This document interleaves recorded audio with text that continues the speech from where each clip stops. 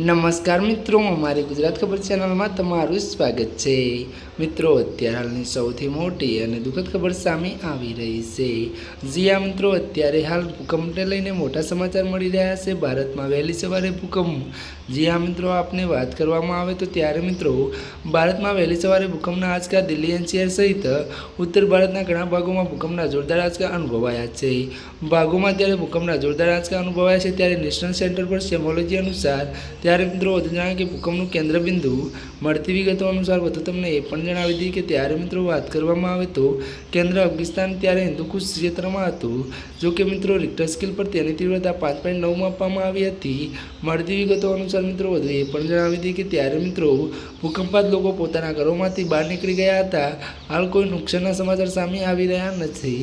જી હા મિત્રો, અત્યારે હાલ ભૂકંપને લઈને આ મોટા સમાચાર સામે આવી રહ્યા છે। ત્યારે મિત્રો આજના માટે આટલું જ। અમારી ચેનલમાં નવા હોય તો અમારી ચેનલને લાઇક, શેર અને સબસ્ક્રાઈબ કરી દેજો। ધન્યવાદ।